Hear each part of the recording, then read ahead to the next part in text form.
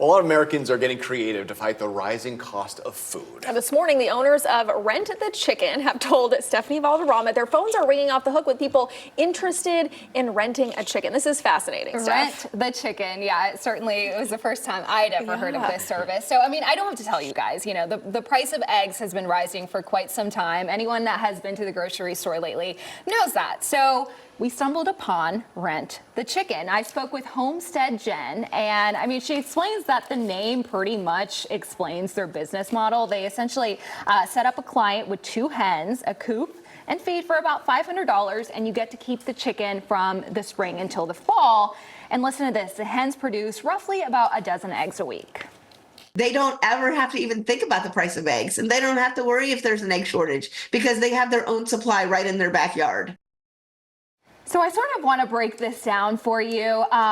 $500 for all of this, right? So which is roughly about $63 a month for this service, or $15 a week for roughly a dozen eggs. Well, on Friday, when I was putting this story together, I looked up the price of eggs at Publix. So you can get the large dozen for roughly $7, or the organic ones for closer to $9.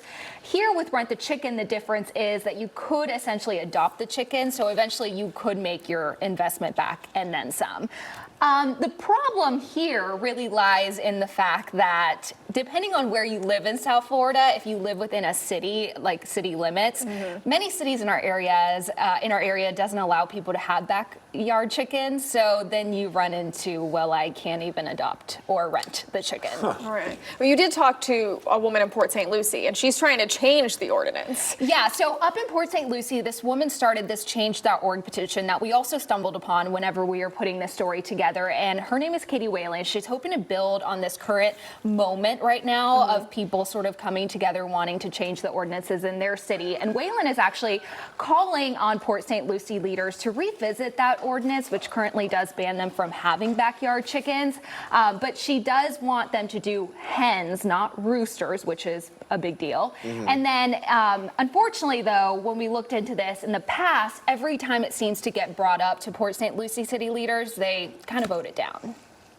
I just really believe now is the time that citizens, residents can have the right to own their own chickens and be able to raise them and have a better food security for their families.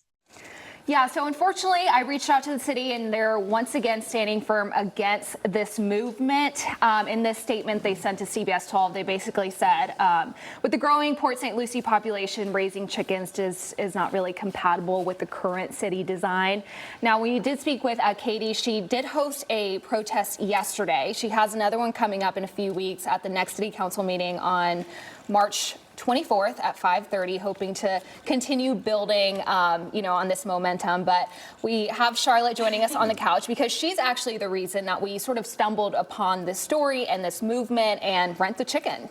Yeah, so I mean, we were both kind of independently looking into this, not because I wanted chickens by any means, but because I had just seen a post about it on, I think it was a Jupiter Facebook page, and then one of the girls that I do Pilates with mentioned that she actually has what's called a hobby farm, which, she has her own chickens, and she told me that she was very against the idea of Rent the Chicken just because she, mentioned that people don't know how to raise chickens the same way people get puppies and they don't know how to take care of them. She's like, they're animals. You have to treat them humanely, and this service essentially kind of doesn't necessarily teach you everything that you need to know. And she was like, I love the idea of people raising their own chickens, but she's like, as long as it's done ethically, it's fine. And it's just so interesting. And I brought it up to you because I know some people that shouldn't have chickens legally, but they do. And it's just, I feel like when you get in these positions, people are looking for any way necessary to meet the needs of their families, and so they're resorting to something like this. And maybe it is time that our city leaders in all of our cities revisit this idea because, people are desperate. Yeah.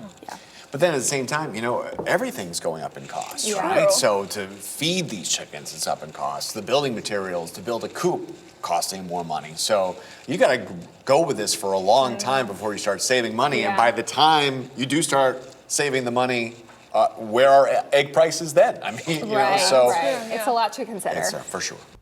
Hi, I'm Matt Lincoln for CBS 12 News. Click the like and subscribe buttons if you want to see more stories like this that impact you.